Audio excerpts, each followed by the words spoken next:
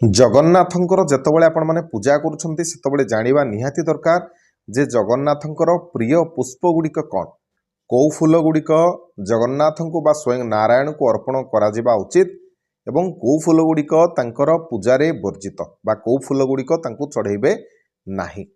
ତେବେ ଏ ଭିଡ଼ିଓ ମାଧ୍ୟମରେ ଆସନ୍ତୁ ଜାଣିବା ଜଗନ୍ନାଥଙ୍କର ପ୍ରିୟ ପୁଷ୍ପ ଗୁଡ଼ିକ। ନମସ୍କାର, ମୁଁ ମନୋଜ ଦାସ, ସ୍ୱାଗତ ଆପଣମାନଙ୍କୁ ଆଜିକାର ଏହି ଭିଡ଼ିଓରେ। ଜଗନ୍ନାଥଙ୍କର ପ୍ରତିଦିନ ନିହାତି ଭାବରେ ଆପଣମାନେ ପୂଜା କରୁଥିବେ। ଓଡ଼ିଆ ଯଦି ଆପଣମାନେ ହେଇଛନ୍ତି, ଏମିତି କେଉଁ ଓଡ଼ିଆ ଘର ନଥିବ ଆଉ ହିନ୍ଦୁ ହେଇଥିବେ ଆଉ ଓଡ଼ିଆ ହେଇଥିବେ ତା ଘରେ ଜଗନ୍ନାଥ ପୂଜା ପାଉନଥିବେ। ଯଦି ଜଗନ୍ନାଥ ପୂଜା ପାଉଛନ୍ତି ତେଣୁ ଜାଣିବା ଦରକାର ସଠିକ୍ ଭାବରେ ଯେ କେଉଁ ଫୁଲ ଦୈନନ୍ଦିନ ପୂଜା ଯେତେବେଳେ କରୁଛନ୍ତି କେଉଁ ଫୁଲକୁ ଆପଣମାନେ ଚଢ଼େଇବେ, କେଉଁ ଫୁଲକୁ ଚଢ଼େଇବେନି।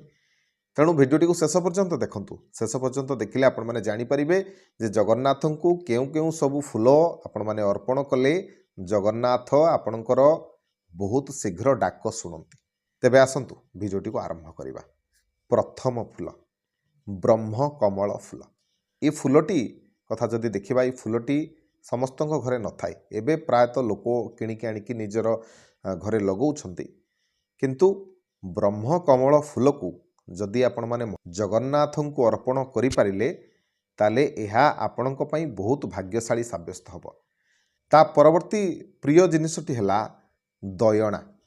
ଦୟଣାକୁ ଯଦି ଆପଣମାନେ ଜଗନ୍ନାଥଙ୍କୁ ଅର୍ପଣ କରନ୍ତି ତାହେଲେ ଏହା ମଧ୍ୟ ଆପଣଙ୍କ ପାଇଁ ଶୁଭ। ଆଉ ଦୟଣାରେ ଭାରି ଜଗନ୍ନାଥଙ୍କର ଲୋଭ। ଠିକ୍ ସେହିପରି ଜଗନ୍ନାଥଙ୍କୁ ତୁଳସୀ ଅର୍ପଣ କରନ୍ତୁ। ତୁଳସୀ ଜଗନ୍ନାଥଙ୍କର ଅତି ପ୍ରିୟ। ଠିକ୍ ସେହିପରି ମାଳତୀ ଫୁଲ, ସେବତୀ ଫୁଲ, ଚମ୍ପା ଫୁଲ ଆପଣମାନେ ଜଗନ୍ନାଥଙ୍କୁ ଅର୍ପଣ କରିପାରିବେ।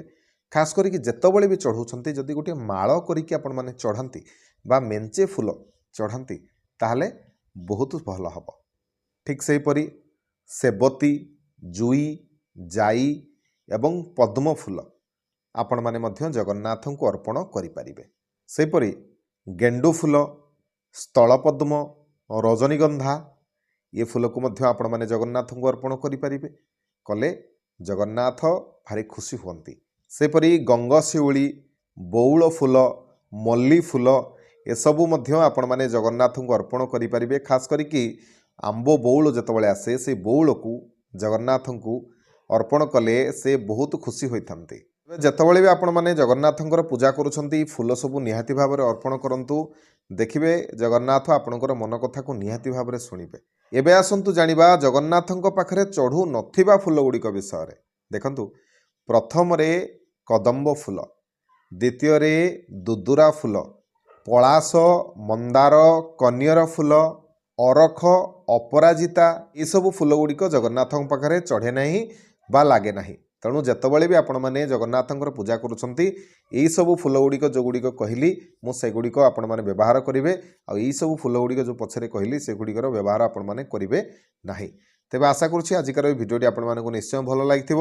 ଯଦି ଭିଡ଼ିଓ ଭଲ ଲାଗିଥାଏ ତେବେ ଭିଡ଼ିଓକୁ ଲାଇକ୍ କରିବେ, ସେୟାର କରିବେ, ଚ୍ୟାନେଲକୁ ସବସ୍କ୍ରାଇବ୍ କରିବେ। ରହିଲି, ଜୟ ଜଗନ୍ନାଥ।